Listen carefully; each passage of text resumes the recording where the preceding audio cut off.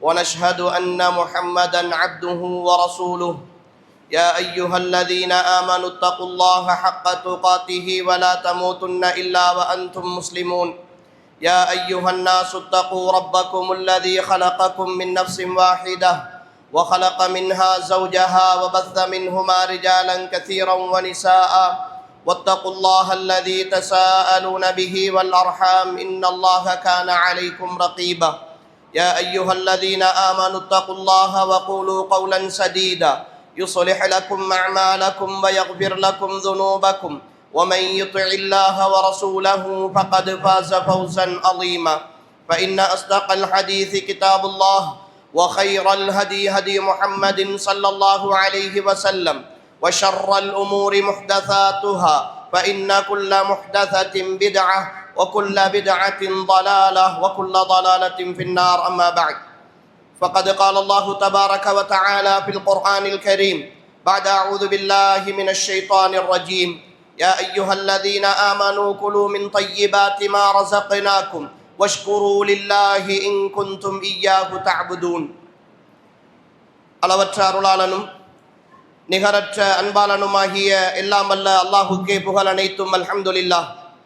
ஸலவாத்தும் சலாமும் சாந்தியும் சமாதானமும் உத்தம தூதர் ஸல்லல்லாஹு அலைஹி வஸல்லம் அவர்கள் மீதும் அவர்களுடைய குடும்பத்தார்கள் தோழர்கள் நம் அனைவர்கள் மீதும் என்றென்றும் உண்டாகட்டும் என்று அல்லாஹுவை வேண்டியவனாக புனிதமிக்க ரமலானுடைய மாதத்தின் 18வது இரவிலே அல்லாஹுடைய மாளிகையில் அவனுடைய தூதர் ஸல்லல்லாஹு அலைஹி வஸல்லம் அவர்கள் காட்டிய முறை பிரகாரம் வணக்க வழிபாடுகளை நிறைவேற்றிவிட்டு அல்லாஹுடைய மார்க்கத்தை அறிந்து கொள்கிற நல்லெண்ணத்தோடு அமர்ந்திருக்கிற ஏக வல்லவனாகிய அல்லாஹுவின் நல்லடியார்களே, அருமை சகோதர சகோதரிகளே, இன்றைய நாள் இஸ்லாத்தினுடைய பார்வையில் பொருளீட்டலும் செலவு செய்தலும் என்கிற ஒரு தலைப்பினூடாக ஒரு சில விஷயங்களை பகிர்ந்து கொள்ளுமாறு வேண்டப்பட்டிருக்கிறேன். அன்புக்குரியவர்களே, இஸ்லாம் ஒரு பரிபூரணமான வாழ்க்கை திட்டம் என்று நாம் எல்லோரும் புரிந்திருக்கிறோம். அந்த பரிபூரணமான வாழ்க்கை திட்டத்தில் வாழ்ந்து கொண்டிருக்கிற நாம் மனித வாழ்க்கையினுடைய சமநிலையை பேணக்கூடிய, மனித வாழ்க்கையை சமமாக கொண்டு செல்லக்கூடிய எல்லா வழிகளையும் இஸ்லாம் எங்களுக்கு காட்டுகிறது. அந்த அடிப்படையில் தான் ஒரு முஸ்லிம் அல்லாஹுடைய பாதையில் அல்லாஹுக்காக வாழ்தல் என்பது அந்த முஸ்லிம் வெறுமனே பள்ளிவாசல்களோடு அல்லது வெறுமனே தன்னுடைய வீட்டிலே உட்கார்ந்து கொண்டு அல்லாஹுக்காக நான் இருக்கிறேன் என்று வாழுகிற ஒரு வாழ்க்கையை இஸ்லாம் ஒரு பொழுதும் வரவேற்கவில்லை.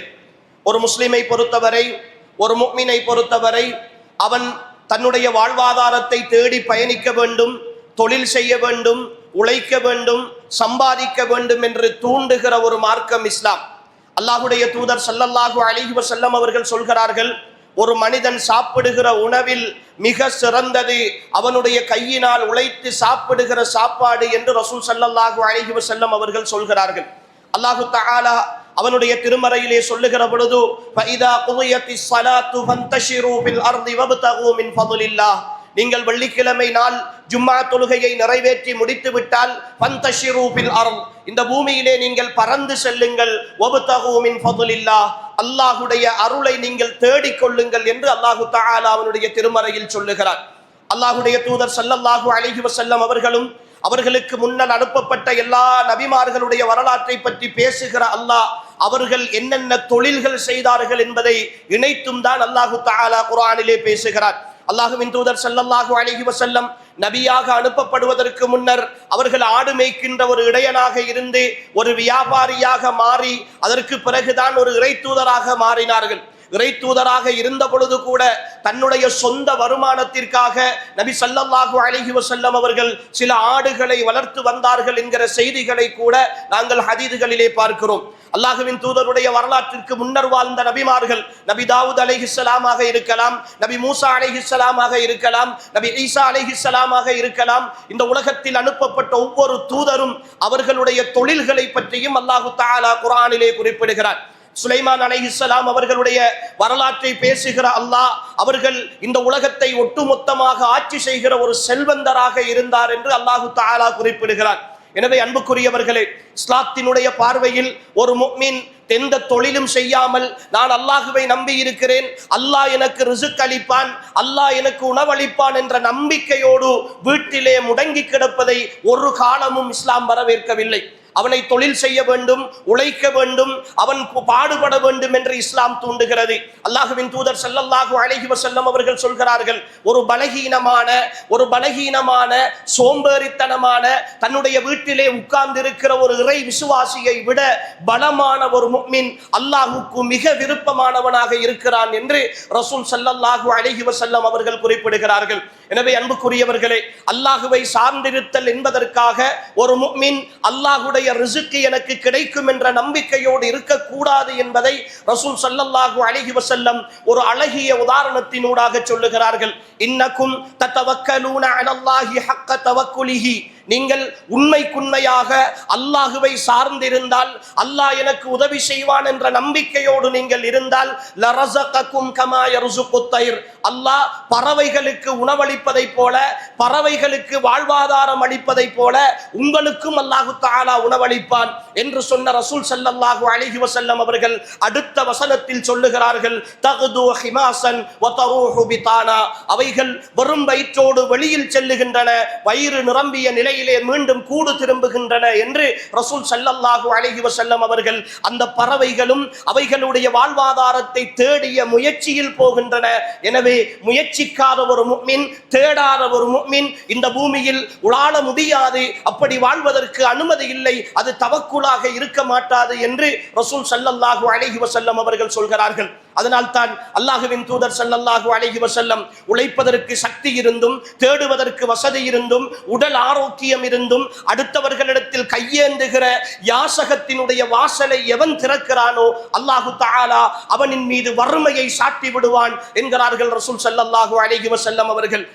சக்தி இருந்தும் ஏழுமாக இருந்தும் யாரெல்லாம் அடுத்தவர்களிடத்தில் கையேந்தி அடுத்தவர்களை எதிர்பார்த்து ஏதாவது தருவார்கள் என்ற நம்பிக்கையோடு வாழுகிறவர்கள், யாசகம் கேட்டு திரிபவர்கள், நாளை மறுமையிலே அவர்களுடைய முகத்திலே சதையில்லாத எலும்பு கூடுகளாக எழுப்பப்படுவார்கள் என்கிறார்கள் ரசூல் ஸல்லல்லாஹு அலைஹி வஸல்லம். எனவே அன்புக்குரியவர்களே, முதலாவது நாம் பொருளீட்டல் அல்லது சம்பாதித்தல் என்கிற இஸ்லாமிய கோட்பாட்டில் முதலாவது புரிந்து கொள்ள வேண்டிய விஷயம், ஒரு முஃமின் அவனுடைய வாழ்வாதாரத்தை தேடி பயணிக்க வேண்டும். ஒரு மனிதனுக்கு அவன் முயற்சித்ததை தவிர வேறு எதையும் நாங்கள் கொடுக்க மாட்டோம் என்று அல்லாஹு தஆலா சொல்கிறான். அவன் தேட வேண்டும், சம்பாதிக்க வேண்டும், உழைக்க வேண்டும், வீட்டிலே முடங்கி இருக்கக்கூடாது, இன்னொருவரை எதிர்பார்த்து வாழக்கூடாது, அவனுடைய வாழ்வாதாரத்தை தேடிய பயணத்தில் அவன் இருக்க வேண்டும் என்பது முதலாவது இஸ்லாம் சொல்லுகிற பொருளாதார கோட்பாட்டின் அடிப்படையான அம்சமாக இருக்கிறது. அன்புக்குரிய சகோதரர்களே, இந்த முயற்சியை மேற்கொள்கிற மனிதனுக்கு அடுத்தடுத்து இஸ்லாம் சொல்லுகிற வழிகாட்டல்கள் தான் மிக பிரதானமான விஷயம்.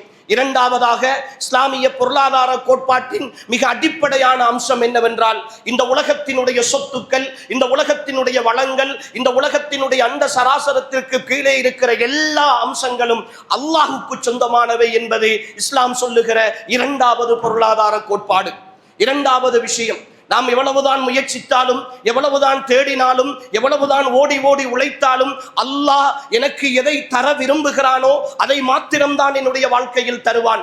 ஏனென்றால் இந்த பூமிக்கு சொந்தக்காரன், இந்த வானத்திற்கு சொந்தக்காரன், வலில்லாஹி ஹஸாயினுஸ் ஸமாவாதி வல் அர்த், இந்த வானம் பூமியினுடைய அந்த அவைகளுக்கு இடைப்பட்டிருக்கிற அத்தனை ஹஸானாக்களுக்குரிய, அத்தனை கருவூலங்களுக்குரிய சொந்தக்காரன் அல்லாஹ் ஒருத்தன் தான் என்று அல்லாஹு தஆலா சொல்கிறான். லில்லாஹி மா ஃபிஸ் ஸமாவாதி வமா ஃபில் அர்த், இந்த வானம் பூமிக்கு இடைப்பட்டிருக்கிற அத்தனை விஷயங்களும் அல்லாஹ்வுக்கு சொந்தமானது என்று அல்லாஹ் சொல்லுகிறான். வ இன்தஹு மஃபாத்திஹுல் கைபி லா யஅலமுஹா இல்லா ஹு, அல்லாஹ்வை தவிர வேறு யாரும் அறியாத மறைவானவற்றின் திறவுகோல்கள் எல்லாம் அல்லாஹ்விடத்தில் மாத்திரம்தான் இருக்கின்றன என்று அல்லாஹு தஆலா சொல்கிறான். எனவே இஸ்லாம் சொல்லுகிற இரண்டாவது அடிப்படை, இந்த உலகத்தில் நாம் சம்பாதிக்கிற சம்பாத்தியங்கள், தேடுகிற தேடல்கள், வாழுகிற வாழ்க்கை எல்லாமே அல்லாஹுக்கு சொந்தமானவை, எனக்கு சொந்தமானவைகள் அல்ல என்பதை அல்லாஹு தஆலா பல இடங்களில் தெளிவுபடுத்துகிறார். அதனால் தான் அன்புக்குரிய சகோதரர்களே, ஒட்டுமொத்த குர்ஆனையும் நீங்கள் எடுத்து பார்த்தீர்கள் என்றால், ஒட்டுமொத்த குர்ஆனையும் நீங்கள் வாசித்து பார்த்தீர்கள் என்றால், ஒரு வசனத்தில் கூட அல்லாஹ் நீங்கள் சம்பாதித்ததை செலவு செய்யுங்கள் என்று அல்லாஹ் சொல்லவில்லை. எந்த ஒரு வசனத்திலும் அல்லாஹ் சொல்லவில்லை வஅன்ஃபிகு மிம்மா ரஸக்னாக்கும், நாங்கள் உங்களுக்கு தந்ததை நீங்கள் செலவு செய்யுங்கள். வமிம்மா ரஸக்னாஹும் யுன்ஃபிகூன், அவர்களுக்கு நாங்கள் கொடுத்ததை அவர்கள் செலவு செய்வார்கள் என்று பொருளாதாரத்தை அல்லாஹ் தன்னுடைய உரிமையாக பேசுகிறார். நான் கொடுத்தது, நாங்கள் கொடுத்தது, நாங்கள் அவர்களுக்கு வழங்கியது, அதை நீங்கள் செலவு செய்யுங்கள். நீங்கள் ஓடி ஓடி சம்பாதித்ததல்ல உங்களுடைய பொருளாதாரம், நீங்கள் சம்பாதித்த எல்லாமே எனக்கு சொந்தமானவை, அதை நீங்கள் செலவு செய்யுங்கள் என்று அல்லாஹ் பேசுகிறார். எனவே இஸ்லாம் சொல்லுகிற இரண்டாவது பொருளாதார அடிப்படை இந்த பொருளாதாரம் அல்லாஹுக்கு சொந்தமானவை என்பது. மூன்றாவது அடிப்படை அன்புக்குரியவர்களே, இந்த உலகத்தில் உள்ள அத்தனை விஷயங்களினுடைய வாழ்வாதாரங்களையும் அல்லாஹ் பொறுப்பேற்றிருக்கிறார். وما من دابة في الأرض إلا على الله رزقها ويعلم مستقرها ومستودعها كل في كتاب مبين. இந்த பூமியில் ஊர்ந்து திரிகிற உயிரோடு இருக்கிற எந்த ஒரு உயிரினத்தினுடைய வாழ்வாதார பொறுப்பையும் அல்லாஹ் ஏற்காமல் இல்லை. அவைகளுக்குரிய அளவுகள் எல்லாம் மிக தெளிவான ஏட்டிலே இருக்கின்றன என்று அல்லாஹ் சொல்லிவிட்டார். எனவே வாழ்வாதாரத்தின் பொருளாதார சம்பாத்தியத்தின் மூன்றாவது கோட்பாடு அன்புக்குரியவர்களே, நாங்கள் செய்கிற தொழிலுக்கும் எங்களுடைய சம்பாத்தியத்திற்கும் ரிஸ்க்குக்கும் சம்பந்தம் கிடையாது. ரிஸ்க்குக்கும் சம்பந்தம் கிடையாது. ரிஸ்க் என்பது, வாழ்வாதாரம் என்பது அது அல்லாஹ்வுடைய பொறுப்பிலே இருக்கிறது. என் முயற்சி, என்னுடைய தேடல் அந்த வாழ்வாதாரத்தின் ஒரு வழியை என்னிடத்திலே கொண்டு வந்து சேர்க்கும். ஒட்டுமொத்தமாக இந்த உலகத்தில் எனக்கு வாழ்வாதாரத்தின் எல்லா வழிகளும் அடைபட்டு போனாலும், எல்லா தொழில்களும் இல்லாது போனாலும், இந்த உலகமே இருண்டு போனாலும், என்னுடைய ரப்பினுடைய ஏற்பாட்டில் எனக்கு ரிஸ்க் தர வேண்டும் என்ற ஏற்பாடு இருந்தால் அது நிச்சயமாக கிடைக்கும் என்ற நம்பிக்கை ஒரு முஃமினுடைய உள்ளத்தில் ஆழமாக பதிய வேண்டும். எந்த சந்தர்ப்பத்திலும் ஒரு முஃமின் நான் சம்பாதித்ததால் தான் சாப்பிடுகிறேன், நான் சம்பாதித்ததால் தான் வாழுகிறேன், என்னால் தான் என் குடும்பம் நடக்கிறது, என்னால் தான் என் பிள்ளைகள் இருக்கிறார்கள் என்கிற அந்த நம்பிக்கையோடு ஒரு முஃமின் இருக்கக்கூடாது. என்னை என் குடும்பத்தின் வளர்ச்சிக்கு ஒரு காரணமாக அல்லாஹ் வைத்திருக்கிறான். என் சம்பாத்தியத்தை என் சந்தோஷத்திற்கு காரணமாக அல்லாஹ் வைத்திருக்கிறான். அவ்வளவுதானே தவிர ஒட்டுமொத்தமாக நான் இந்த உலகத்தினுடைய வாழ்வாதாரத்தின் பொறுப்பாளன் அல்ல. இன்னல்லாஹ ஹுவர் ரஸ்ஸாக்கு துல் குவத்தில் மதீன். அவன்தான் உணவளிப்பவன், வாழ்வாதாரம் அளிப்பவன், அவன் மட்டும்தான் பலம் மிக்கவன் என்று அல்லாஹ் சொல்லுகிறான். எனவே பொருளாதார கோட்பாட்டின் மிக முக்கியமான அம்சம் அன்புக்குரியவர்களே இந்த மூன்றாவது அம்சம், இந்த நம்பிக்கை தான் இன்று எங்களுடைய நிறைய பாவங்களுக்கும் பொருளாதார தேடலில் நாங்கள் விடுகிற தவறுக்கும் காரணமாக இருக்கிறது.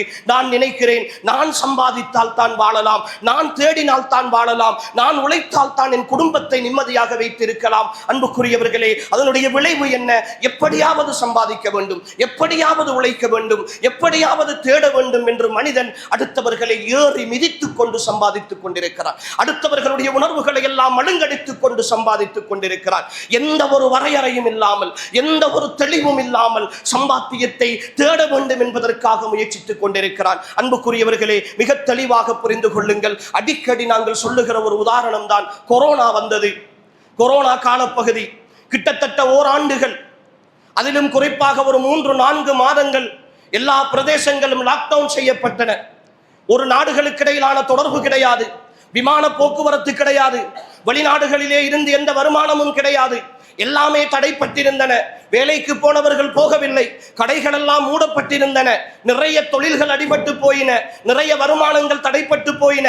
அன்புக்குரிய சகோதர சகோதரிகளே, உள்ளத்தில் கை வைத்து கேட்டு பாருங்கள். இந்த 3-4 மாதங்களில் எங்களுடைய பிரதேசத்தில் கடைகள் திறக்கவில்லை, வீடுகள் வியாபார நிலையங்கள் திறக்கவில்லை, ஆபீஸ்களுக்கு போகவில்லை என்பதற்காக எத்தனை குடும்பங்கள் பட்டினி சாவடைந்தார்கள், எத்தனை குடும்பங்கள் பட்டினியால் மரணித்து போன செய்தியை நாங்கள் கேட்டோம். எந்த குடும்பமும் அப்படி கேள்விப்படவில்லை. கொரோனா வந்து அந்த நோயினால் மரணித்தவர்களை தவிர பசி தாங்க முடியாமல் பட்டினியாக இருந்து தொழில் இல்லாமல் இருந்த காரணத்தினால் 3-4 நாட்கள் சாப்பிடாமல் இருந்து இந்த குடும்பத்தில் இத்தனை பேர் மௌத்தாகி போனார்கள் என்கிற ஒரு தகவலாவது முழு உலகத்திலும் வந்ததா? அன்புக்குரியவர்கள், அல்லாஹ் நிரூபித்து காட்டினான். அல்லாஹ் நிரூபித்து காட்டினான். ரிஸ்க் என்பது என்னுடைய பொறுப்பு. நீங்கள் தொழிலுக்கு போனாலும் போகாவிட்டாலும், கடைகள் திறந்தாலும் திறக்காவிட்டாலும், அலுவலகங்களுக்கு போனாலும் போகாது விட்டாலும் என்னுடைய பொறுப்பிலே இருப்பதை நான் சரியாக செய்வேன் என்பதை மிக அழகாக அல்லாஹ் அந்த நிர்வாகத்தை நடத்தி காட்டிய ஒரு அற்புதமான உதாரணம் தான் கொரோனாவுடைய காலம். அன்புக்குரியவர்களே, ரிஸ்குடைய விஷயத்தில் இந்த நம்பிக்கை ஒவ்வொரு முஃமினுக்கும் இருக்க வேண்டும். ஒவ்வொரு முஃமினுக்கும் இருக்க வேண்டும். என் வாழ்வாதாரம் அல்லாஹ்விடத்தில் இருக்கிறது. நான் சம்பாதிக்கிற சம்பாத்தியம் சரியாக இருந்தால் என் வாழ்வாதாரத்தை அல்லாஹ் சரியாக தருவான். நான் சம்பாதிக்கிற சம்பாத்தியம் அல்லாஹுக்கு முரணாக இருந்தால் எவ்வளவுதான் ஓடி உழைத்தாலும் கூட அவன் தருகிற வாழ்வாதாரத்தில் நிச்சயமாக அல்லாஹ் ஒரு பொழுதும் பரக்கத்து செய்ய மாட்டான் என்கிற அந்த நம்பிக்கை இருக்க வேண்டும். நான்காவது அன்புக்குரியவர்களே, இஸ்லாமிய பொருளாதார கோட்பாட்டில் நாம் புரிந்து கொள்ள வேண்டிய நான்காவது அம்சம், இஸ்லாமிய பொருளாதார கொள்கை என்பது விரும்பியவாறு தேடிக்கொள்வதற்கான திறந்து விடப்பட்ட ஒரு பொருளாதார கொள்கை அல்ல. அதற்கென்று வரையறைகள் இருக்கின்றன, அதற்கென்று சில வழிமுறைகள் இருக்கின்றன. அந்த வழிமுறைகளை தாண்டி ஒரு முஃமின் பயணிக்க கூடாது என்பது இஸ்லாத்தினுடைய நிலைப்பாடு. அந்த நிலைப்பாட்டுக்குள் இருந்துதான் ஒரு முஸ்லிம் சம்பாதிக்க வேண்டும் என்பது மார்க்கத்தினுடைய கட்டளை. அது உடைக்கப்படுமாக இருந்தால், அது மீறப்படுமாக இருந்தால் நிச்சயமாக அவனுடைய பொருளாதார சம்பாத்தியம் பாவமாக மாறும் என்பது இஸ்லாத்தினுடைய நிலைப்பாடு. வட்டிக்குள் போகக்கூடாது, ஏமாற்றத்திற்குள் போகக்கூடாது, மோசடி செய்யக்கூடாது என்கிற விஷயங்கள் எல்லாம் இஸ்லாம் பொருளாதாரத்தின் கோட்பாடுகளாக விதித்திருக்கிறது. நான் நினைத்த விதத்தில் எல்லாம் பொருளாதாரத்தை சம்பாதிக்க முடியாது. இன்றைய கால சூழலில் பார்க்கிறோம் அன்புக்குரியவர்களே, பொருளாதார சம்பாத்தியத்தை மட்டுமே இலக்காக கொண்டு வாழ்க்கையை என்னென்ன வகையிலெல்லாம் கழிக்க வேண்டுமோ அத்தனை வகைகளிலும் கழித்துக் கொண்டிருக்கிற சகோதர சகோதரிகளை பார்க்கிறோம். சமூக வலைத்தளங்களில் யூடியூபர்களாக வலம் வருகிற நிறைய சகோதர சகோதரிகளை பார்க்கிறோம். தன் மகள் உள்வீட்டுக்குள் இருந்து அரைகுறையாக அந்நிய ஆண்களுக்கு காட்டுவகின்ற விதத்திலே பாடல்களுக்கு நடனமாடி, அதில் வருகிற சினிமா பாணியிலே வருகிற காட்சிகளை வசனங்களை பேசி, அதிலே வருகிற டயலாக்குகளை சொல்லி ஒரு வீடியோ போடுகிறாள். எதற்காக? அந்த யூடியூபிலே போட்டு அதிலே கிடைக்கிற வியூவர்ஸ், அதிலே கிடைக்கிற பார்வையாளர்கள் ஊடாக ஒரு சில டாலர்கள் வருமானம் கிடைக்கும் என்பதற்காக அந்த வருமானத்தை இலக்காக கொண்டு சொந்த மனைவியை வைத்து வீடியோ செய்கிறான். ஈமானிய சகோதரன் சொந்த மகளை வைத்து வீடியோ செய்கிறான்.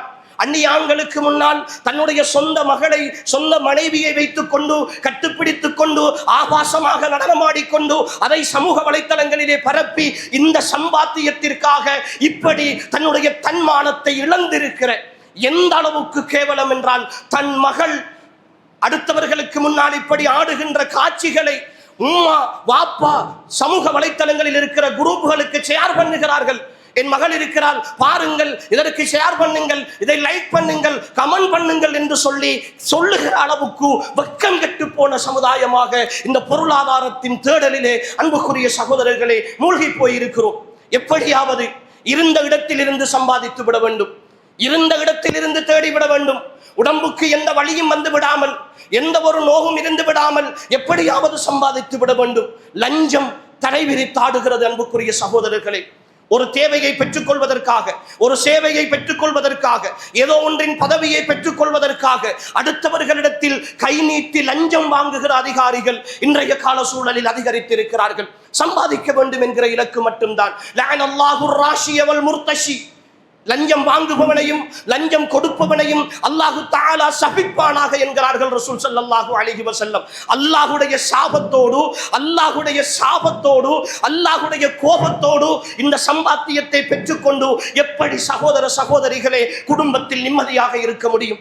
எப்படி சந்தோஷமாக இந்த பூமியில் வாழ முடியும் என்றாவது ஒரு நாள் யோசித்து இருக்கிறோமா? இது அல்லாஹ்வுக்கு சொந்தமான பொருளாதாரம் என்ற நம்பிக்கையோடு இருக்கிறோமே, வாழ்வாதாரங்களின் சொந்தக்காரன் அல்லாஹ் என்று சொல்கிறோமே, எத்தனை ஹராமான வழிகளில் சம்பாதித்துக் கொண்டிருக்கிறோம். என்னுடைய வேலையை முடிக்க வேண்டும் என்பதற்காக லஞ்சம் கொடுத்து ஒரு வேலையை எடுக்கிறேன், லஞ்சம் கொடுத்து ஒரு பதவியை பெற்றுக் கொள்ளுகிறேன், லஞ்சம் கொடுத்து ஒரு கவர்மெண்டிலே ஒரு உத்தியோகத்தை பெற்றுக் கொள்ளுகிறேன். அன்புக்குரியவர்களே, என்றும் நான் யோசிக்கவில்லை, ஹராமான வழியில் நான் அந்த வேலையை தேடி பெற்றுக் கொண்டிருக்கிறேன். இதற்கு பிறகு நான் 10 ஆண்டுகள் 15 ஆண்டுகள் 20 ஆண்டுகள் ஏன் என் மரணம் வரைக்கும் நான் அந்த தொழிலிலே இருக்கும் காலமெல்லாம் அதிலே வருகிற வருமானம் எனக்கு ஹராமாகத்தானே வரப்போகிறது.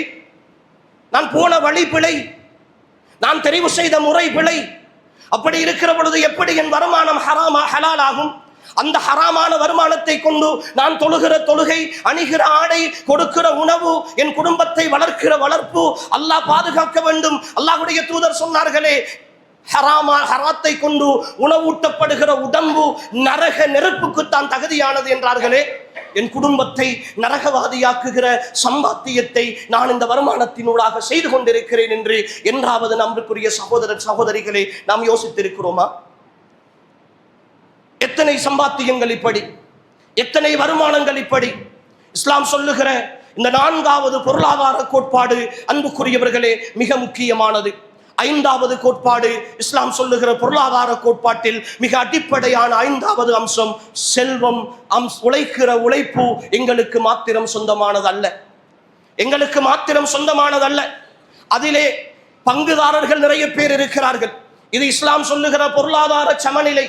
நீ உன்னுடைய பொருளாதாரத்தை உழைத்து நீ மட்டும் சேமித்து வைத்துக் கொண்டு அதை அடுத்தவர்களுக்கு கொடுக்காமல் செலவு செய்கின்ற செலவு இருக்கிறதே, அது நிச்சயமாக ஒரு காலமும் உன்னுடைய வாழ்க்கையில் நிம்மதியை தரமாட்டாது என்பது இஸ்லாத்தினுடைய மிக தெளிவான நிலைப்பாடு. அதனால் தான் அல்லாஹ் பொருளாதாரத்தை பற்றி பேசுகிற இடத்தில் லிஸ்ஸாயிலி வல் மஹ்ரூம், கேட்பவர்களுக்கும் வெட்கத்தின் காரணமாக கேட்காமல் தவிர்ந்து கொள்பவர்களுக்கும் உங்களுடைய பொருளாதாரத்தில் ஒரு பங்கு இருக்கிறது என்று அல்லாஹ் சொல்லுகிறார். உங்களை யாராவது கேட்டு வந்தால் அவர்களை நீங்கள் விரட்ட வேண்டாம் என்று அல்லாஹ் சொல்லுகிறார். ஒருவரிடத்திலே கையேந்தி யாசகம் கேட்டால் யாசகம் கேட்பது அவரிலே உள்ள பிழை. ஆனால் ஒரு யாசகரை நீ எங்கிருந்து வருகிறாய், என்ன செய்கிறாய், ஏன் கையேந்துகிறாய் என்கிற விசாரணைக்கு இந்த மார்க்கத்தில் அனுமதி இல்லை. அதற்கு பொறுப்பானவர்கள் விசாரித்துக் கொள்வார்கள். பள்ளி நிர்வாகமோ அல்லது சமூக தலைமைகளோ அல்லது அந்த பிரச்சனையை தீர்த்து வைக்க கூடியவர்களோ இருந்தால் விசாரித்துக் கொள்வார்கள். ஒருவன் கையேந்தினால் நீ கொடுக்க வேண்டும், இல்லை என்றால் கவுலுன் மஅரூஃபுன் வ மக்ஃபிரத்துன் கைரும் மின் ஸதகத்தின் யத்பஉஹா அதா, அவனை துன்புறுத்துகிற வார்த்தையை விட நல்ல வார்த்தையை கூறி மன்னித்து அனுப்ப வேண்டும் என்று சொல்கிறது இந்த மார்க்கம். கொடுக்க வேண்டும் என்பதுதான் இந்த மார்க்கத்தினுடைய விதி. அதனால் தான் இந்த மார்க்கம் பொருளாதார விஷயத்தில் ஜகாத் என்று சொல்லுகிற மிக பெரும் கடமையை எங்களுக்கு தந்திருக்கிறது. ஜகாத் என்று சொல்லுகிற மிக பெரும் கடமையை தந்திருக்கிறது. ஜகாத் என்பது அன்புக்குரியவர்களே நான் சம்பாதித்த பொருளாதாரத்தில் கொடுப்பதல்ல, என்னுடைய சம்பாத்தியத்தில் சேர்ந்திருக்கிற ஏழையினுடைய பகுதியை நான் பிரித்து கொடுப்பது. அது என்னுடைய சொத்து அல்ல.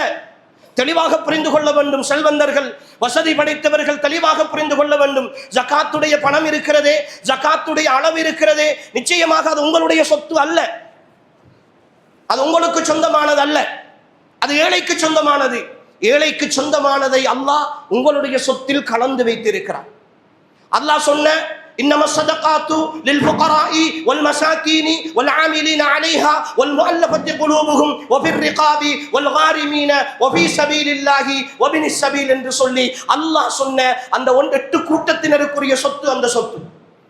அவர்களில் யாராவது உங்களுக்கு முன்னால் இருந்தால் அவர்களுடைய பொருளாதாரத்தை நீங்கள் திருடி வைத்திருக்கிறீர்கள், அந்த ஜகாத்தை நீங்கள் சரியாக கொடுக்கவில்லை என்றால் ஏழையினுடைய சொத்தை நீங்கள் வைத்திருக்கிறீர்கள், அது உங்களுக்கு ஹராம்.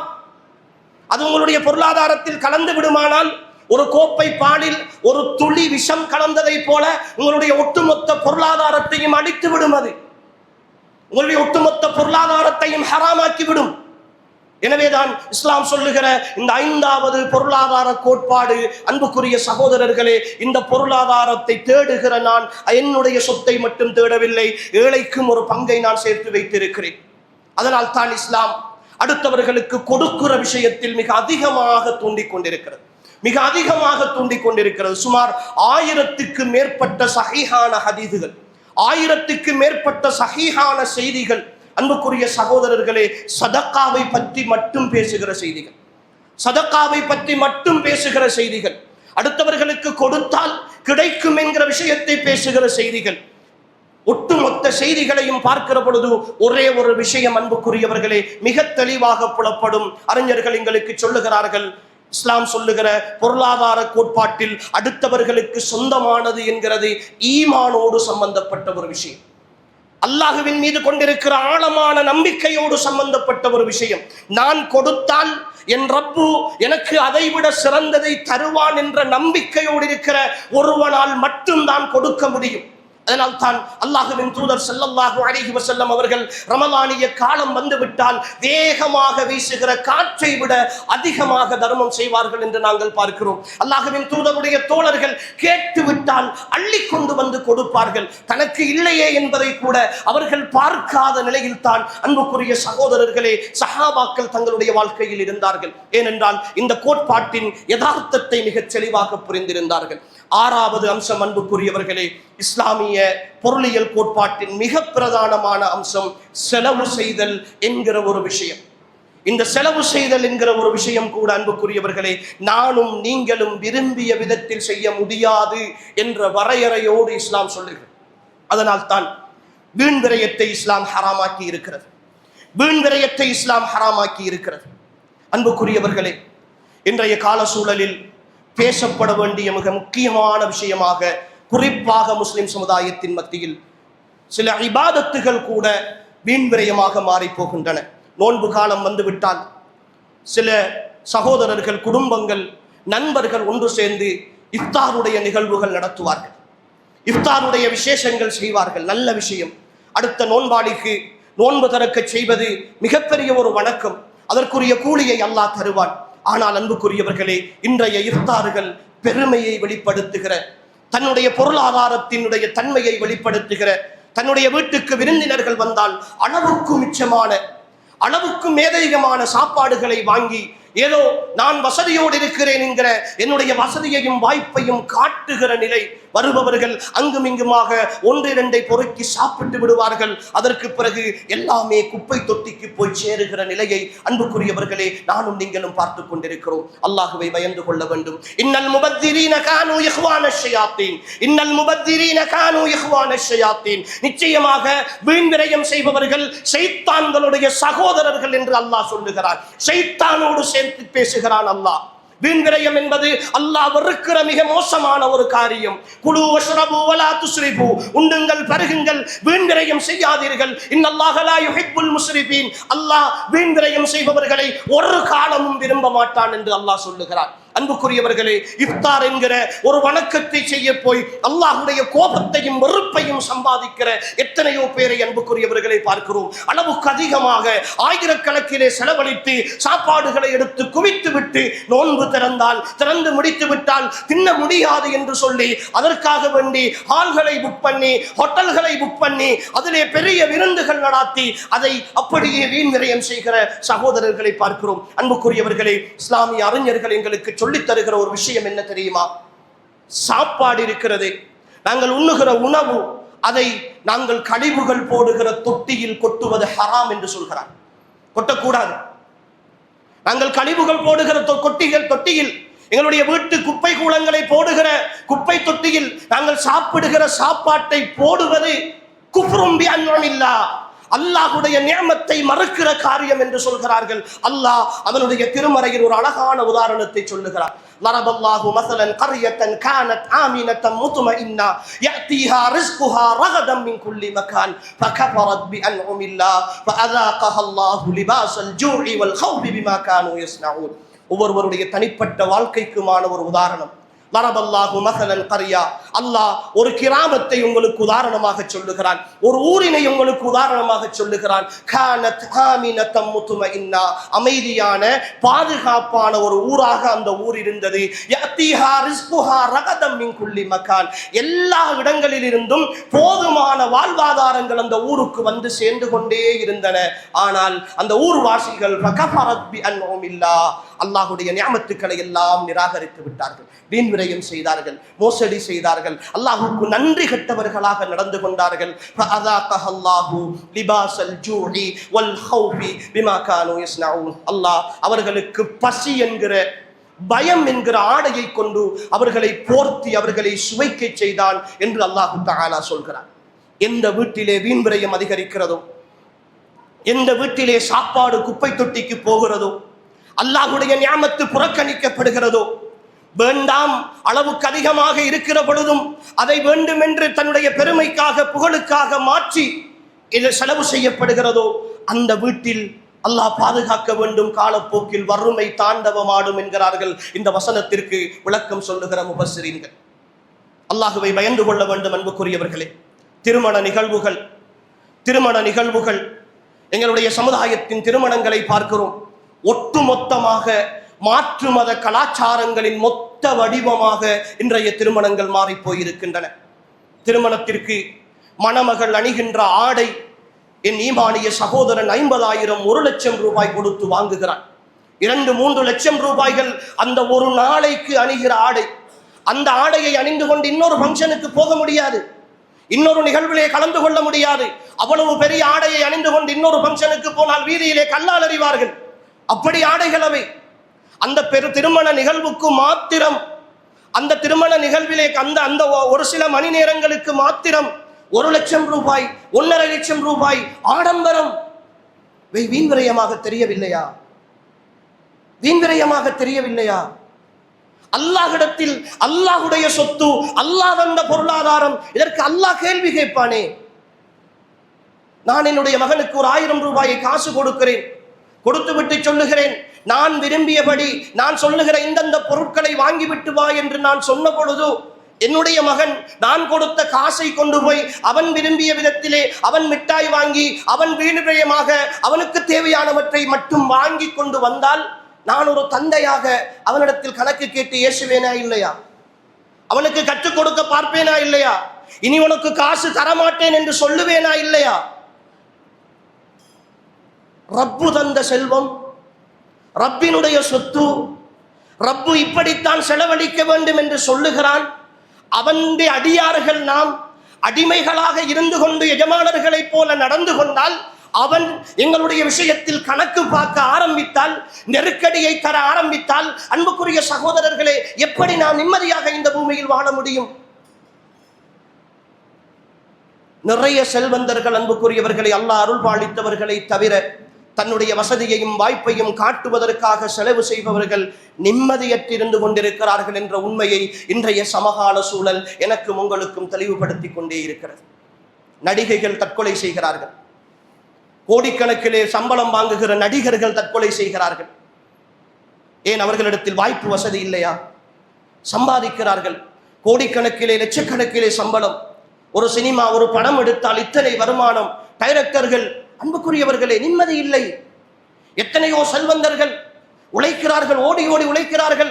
மனைவியோடு பேசுவதற்கு நேரம் இல்லை, பிள்ளைகளோடு அன்பாக கதைப்பதற்கு நேரம் இல்லை, குடும்பத்தை ஒரு பயணம் அழைத்து செல்வதற்கு, ஒரு சுற்றுலா கூட்டி செல்வதற்கு, ஒரு பெருநாளில் கூட, ஒரு நல்ல நாளில் கூட நேரம் எடுப்பதற்கு அவர்களுக்கு முடியவில்லை. சாப்பாட்டுக்கு வீட்டுக்கு வருவதற்கு நேரம் இல்லை. மனைவி பிள்ளைகளோடு ஒன்றாக உட்கார்ந்து சாப்பிடுகிற பொழுது கூட கணக்கு பார்த்து கொண்டிருக்கிறார்கள், பரபரப்பாக போன் பேசிக் கொண்டிருக்கிறார்கள். இங்கு வீட்டுக்குள் என்ன நடக்கிறது என்று தெரியாது. என்ன வாழ்க்கை இது? இந்த சம்பாத்தியத்தால் என்ன நிம்மதியை கண்டோம்? இந்த ஓட்டத்தால் என்ன சந்தோஷத்தை கண்டோம்? மனைவி பிள்ளைகளுக்காக உழைக்கிறேன், குடும்பத்திற்காக உழைக்கிறேன் என்று சொல்லி குடும்பத்தை தொலைத்துக் கொண்டிருக்கிறோம். அன்புக்குரிய சகோதரர் சகோதரிகளே, குடும்பத்தை தொலைத்துக் கொண்டிருக்கிறோம், குடும்பத்தினுடைய நிம்மதியை தொலைத்துக் கொண்டிருக்கிறோம். பிள்ளை தவழ்ந்து விளையாடுகிற பருவத்தில், பிள்ளை ஓடி ஆடி திரிகிற பருவத்தில் அந்த பிள்ளையை தூக்கி அணைத்து முத்தமிடுகிற வாய்ப்பு கிடைக்காத ஒரு தந்தை புரிந்து கொள்ள வேண்டும். அதற்கு பிறகு பிள்ளை வளர்ந்து விட்டால் மீண்டும் அவன் குழந்தையாக மாற மாட்டான், மீண்டும் என் பிள்ளை குழந்தை பிள்ளையாக மாற மாட்டான். என்னதான் உழைத்தாலும், என்னதான் ஓடி ஓடி சம்பாதித்தாலும், என் பிள்ளையினுடைய ஸ்பரிசம், என் பிள்ளையினுடைய அன்பு, என் பிள்ளையினுடைய அரவணைப்பு எனக்கு கிடைக்காது விட்டால். கடந்த காலங்களிலே யூடியூபிலே ஒரு அரபு நாடகம் ஒன்று, ஒரு குழந்தை பிள்ளையினுடைய, ஒரு சின்ன பிள்ளையினுடைய நாடகம் ஒன்று போட்டிருந்தார்கள் அரபு மொழியிலே. அது பிறகு தமிழ் மொழியிலும் வந்திருந்தது. ஒரு பிள்ளை தந்தையிடத்திலே வந்து ஒவ்வொரு நாளும் எனக்கு காசு தாருங்கள், காசு தாருங்கள் என்று கேட்கிறது. வாப்பாவும் பரபரப்பான ஒரு தொழிலாளி, ஒரு பிசினஸ்மேன், அந்த பிள்ளைக்கு காசு கொடுத்து கொண்டே இருக்கிறார். ஒவ்வொரு நாளும் 50 ரூபாய் 100 ரூபாய் என்று காசு கொடுக்கிறார். கொடுக்கிற காசை எல்லாம் கொண்டு போய் அந்த பிள்ளை தன்னுடைய தலையணைக்கு கீழே வைத்து சேமித்துக் கொண்டிருக்கிறது. ஒரு நாள் தன்னுடைய தந்தையிடத்தில் வந்து கேட்கிறது, வாப்பா, நீங்கள் ஒவ்வொரு நாளும் தொழிலுக்கு போகிறீர்கள் தானே, போகிற ஒரு மணித்தியாலம், ஒரு மணி நேரத்தில் நீங்கள் எவ்வளவு சம்பாதிப்பீர்கள் என்று கேட்கிறது. அப்பொழுது தந்தை சொல்கிறார், நான் ஒரு மணித்தியாலத்தில் இத்தனை ரூபாய்கள், உதாரணமாக ஒரு 1000 ரூபாய் சம்பாதிக்கிறேன் என்று அவர் சொல்லுகிறார். இப்பொழுது அந்த பிள்ளை ஓடோடி போய் தலையணைக்கு கீழே இருந்த அந்த காசை எடுத்து எண்ணி பார்க்கிறது. 1000 ரூபாய் இருக்கிறது. வாப்பாவிடத்திலே கொண்டு வந்து கொடுத்து சொல்லுகிறது, வாப்பா, இதோ இந்த மணித்தியாலத்தினுடைய 1000 ரூபாய், இந்த ஒரு மணித்தியாலத்தையும் எனக்காக தாருங்கள் என்று அந்த பிள்ளை கேட்கிறது. இப்படி எத்தனையோ பிள்ளைகளுடைய ஏக்கம் அன்புக்குரிய சகோதர சகோதரிகளே, எத்தனையோ பிள்ளைகளுடைய தாகம். மனைவி அவளுடைய மாதவிடாய் காலத்தில் வருகிற வலி, அவளுக்கு ஏற்படுகிற வருத்தம், கணவனை காத்து கொண்டிருக்கிறாள். கடையிலிருந்து வருகிற, ஆபீஸிலிருந்து வருகிற கணவன் வந்து என்னிடத்தில் என் நோயை விசாரிப்பான், என் தேவைகளை கேட்பான் என்று அவள் காத்து கொண்டிருக்கிறாள். ஆனால் இவன் வெளியிலே இருக்கிற அத்தனை குப்பைகளையும் உள்ளுக்குள் சுமந்து வந்து வீட்டுக்குள் பரபரப்பாக இயங்கிக் கொண்டு அவனுடைய வேலையை முடித்துவிட்டு வைத்த சாப்பாட்டை சாப்பிட்டு விட்டு அவன் தூங்க போகிறான். இப்படி ஏமாந்து போகிற மனைவிமார்கள் அல்லாஹ் அருள்பாலித்தவர்களை தவிர இந்த ஏமாற்றத்தினால் வழிகட்டு போனவர்கள் நிறைய பேர். அன்புக்குரிய சகோதரர்களே, நிறைய பேர் சம்பாதிக்கிறோம், தேடுகிறோம், ஓடுகிறோம், நிம்மதி இழந்திருக்கிறோம். அன்புக்குரியவர்களே, குடும்பத்தில் நிம்மதி கிடையாது, பிள்ளைகளின் பாசம் என்னவென்று தெரியாது, அன்பு என்னவென்று தெரியாது.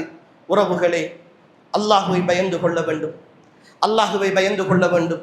இப்படி ஒரு சம்பாத்தியத்தால் இந்த உலகை நாம் வெற்றி கொள்ள முடியாது. இப்படி ஒரு ஓட்டத்தால் அனுபவிக்காத இந்த வாழ்க்கையால் பரபரப்பாக ஓடிக்கொண்டிருக்கிறேன். எனக்கு தெரிந்த ஒரு சகோதரர் கிட்டத்தட்ட 30 வருடங்கள் வெளிநாட்டிலே இருந்தார். எங்களுடைய பிரதேசத்தை பொறுத்தவரை சீதனம் தலைவிடுத்தாடுகிற ஒரு பிரதேசம். பெண்ணுக்கு கட்டாயம் வீடு கொடுக்க வேண்டும். அவருக்கு 2-3 பெண் குழந்தைகள். வீடு கட்ட வேண்டும், 3 வீடு கட்ட வேண்டும். 30 ஆண்டுகள் கிட்டத்தட்ட வெளிநாட்டிலே இருந்து 3 பிள்ளைகளுக்கும் வீடு கட்டி திருமணம் முடித்து கொடுத்து எல்லாம் முடிந்ததற்கு பிறகு இப்பொழுது அவருடைய 55 வயது தாண்டியதற்கு பிறகு ஊருக்கு வருவதற்காக எக்ஸிட் பண்ணி, இனி குவைத்திலே இருந்தவர் எக்ஸிட் பண்ணி வருவதற்காக டிக்கெட் எல்லாம் போட்டு எல்லாம் முடிந்து விட்டது. மறுநாள் காலையிலே ஃப்ளைட். அந்த இரவு தூங்கியவர் காலையிலே ஜனாசாவாகி போனார்.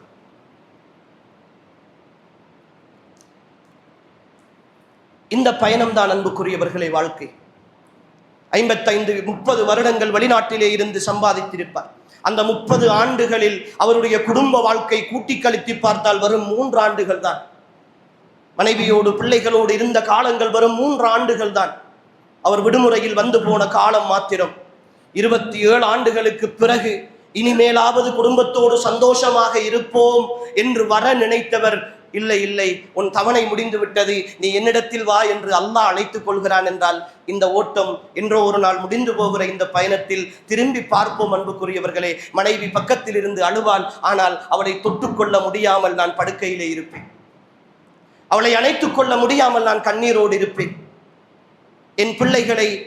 என் பிள்ளைகளின் சந்தோஷங்களை இழந்து தீர்க்கிற எத்தனையோ நாட்கள் இருக்கின்றன.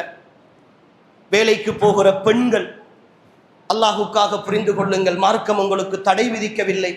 ஆனால் உங்களுடைய கடமைகள் அதைவிட பெரியவை, உங்களுடைய பணிகள் அதைவிட பெரியவை, அல்லாஹ் உங்களிடத்தில் கேட்க இருக்கிற கேள்விகள் அதைவிட பெரியவை. நீங்கள் பெற்றெடுத்த பிள்ளைகளை உங்களுடைய தாயிடத்திலும் சகோதரிகளிடத்திலும் அடைமானமாக கொடுத்துவிட்டு நாளெல்லாம் போய் வெளியிலே நிற்கிறீர்களே. ஒரு தந்தை பிள்ளைக்கு ஒரு பிள்ளையாக ஒரு தாயினுடைய ஏக்கம். எந்த ஒரு பிள்ளையும் தன் தாயினிடத்தில் உரிமை எடுத்துக் கொள்வதைப் போல யாரிடத்திலும் உரிமை எடுக்க மாட்டாது, யாரிடத்திலும் உரிமை எடுக்க மாட்டாது. அவர்கள் தங்கமாக அந்த பிள்ளையை வளர்த்தாலும் சரி, தங்கமாக தூக்கி வைத்து பராமரித்தாலும் சரி, அது அல்லாஹ் கொடுத்திருக்கிற உணர்வு. அன்புக்குரியவர்கள், அது அல்லாஹ் கொடுத்திருக்கிற உணர்வு. தாய்மைக்கும் பிள்ளைக்குமான உறவு இருக்கிறதே, அது அல்லாஹுடைய உறவு, அது அல்லாஹ் கொடுத்திருக்கிற உணர்வு. அந்த உணர்வை இந்த உலகத்தில் யாரும் கொடுத்து விட முடியாது, யாரும் கொடுத்து விட முடியாது. ஆனால் அந்த உணர்வை ஏங்கி ஏங்கி ஏங்கி அந்த பிள்ளை சொல்லவும் முடியாமல் மெல்லவும் முடியாமல் தவித்து தவித்து ஒரு கட்டத்தில் உங்களுடைய அன்பையே வெறுத்து போகும் தெரியுமா?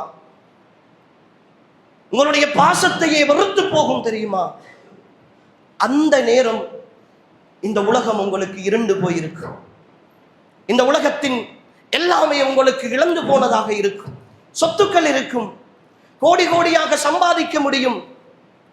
உங்களுடைய பிள்ளை தாய்மையின் அன்பை இழந்து உங்களை பார்த்து சின்னம்மா என்று கூப்பிடுகிற நிலை வந்தால், உங்களை பார்த்து யாரோ ஒருவரை போல நடக்கிற நிலை வந்தால், எத்தனையோ குடும்பங்களை நேரடியாக சந்தித்திருக்கிறோம். அன்புக்குரியவர்களே,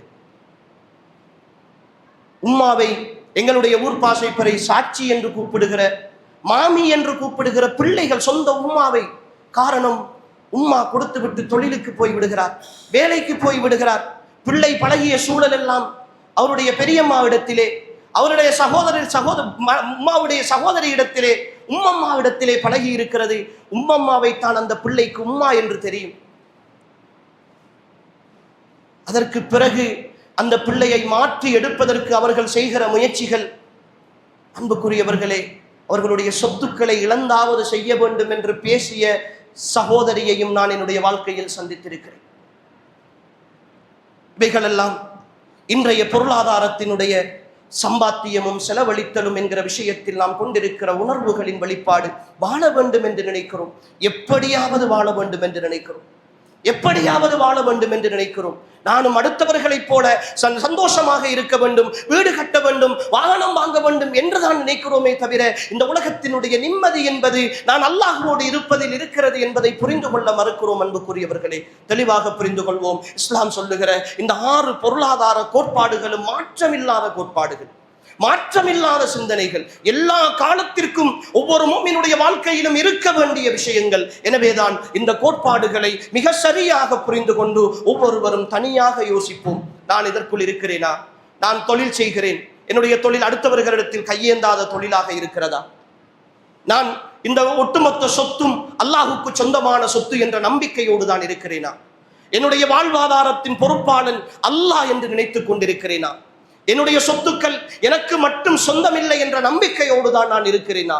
என்னுடைய சொத்துக்களை செலவு செய்வதற்கான ஒரு வரையறையோடு தான் நான் செலவு செய்கிறேனா? அல்லாஹ்வின் தூதர் ஸல்லல்லாஹு அலைஹி வஸல்லம் அவர்கள் சொன்னார்களே, நாளை மறுமையில் அல்லாஹ் 4 கேள்விகள் கேட்டு அந்த 4 கேள்விகளுக்கும் விடை சொல்லாத வரைக்கும் ஒரு முஃமினுடைய பாதம் வைத்த இடத்தை விட்டு நகர முடியாது. அதில் ஒன்றுதான், உன் சொத்துக்களை எப்படி சம்பாதித்தாய், எப்படி செலவழித்தாய். உங்களுடைய மனச்சாட்சியை முன்னிறுத்தி, ஒருவேளை இன்று இரவு உங்களுடைய மரணத்தின் இரவாக இருந்தால் உங்களுடைய சொத்துக்களை எப்படி நீ சம்பாதித்திருக்கிறாய், எப்படி நீ செலவழி என்று திரும்ப திரும்ப கேளுங்கள். அன்புக்குரியவர்களே, அதில் பிழை இருந்தால், தவறு இருந்தால், அந்த சம்பாத்தியத்தில் ஹராம் இருந்தால் அல்லாஹ்வுக்காக தௌபா செய்யுங்கள். எந்தெந்த வழிகளில் எல்லாம் அதை திருப்ப கொடுக்க முடியுமோ கொடுத்து விடுங்கள். அடுத்தவர்களுடைய சொத்துக்கள் இருந்தால் அதை நிறைவேற்றி விடுங்கள். ஜகாத்துடைய பணம் இதுவரைக்கும் கணக்கிடாமல் இருந்தால் அன்புக்குரியவர்களே அதை கணக்கிடுங்கள். எல்லா விஷயங்களிலும் இந்த சொத்துக்களில் நீங்கள் தெளிவாக இருந்தால் நிச்சயமாக சத்தியமாக சொல்லுகிறேன், வல்லாஹி சும்ம வல்லாஹி சும்ம வல்லாஹி, நீங்கள் தூய்மையாக நடந்தால் படைத்த ரப்பு நிச்சயமாக உங்களுடைய சொத்துக்களில் அதிகரிப்பையும் பாதுகாப்பையும் தருவான் தருவான் தருவான். ஏனென்றால் இது அவனுடைய வாக்குறுதி, இது அவனுடைய பூமி, அவனுக்கு சொந்தமான சொத்துக்கள். அவனுக்கு விரும்பியவர்களை இந்த பூமியில் சந்தோஷமாக வைப்பான். எல்லாம் அல்ல அல்லாஹு தஆலா என்னையும் உங்களையும் அவன் விரும்பிய பிரகாரம் பொருளாதாரத்தை சம்பாதித்து அவன் விரும்பிய பிரகாரம் செலவழிக்கக்கூடிய நல்ல மக்களுடைய கூட்டத்திலே சேர்த்தருள்வானாக. ஹாதா மா இந்தி والعلم عند الله وآخر دعوانا الحمد لله رب العالمين. والسلام عليكم ورحمة الله وبركاته.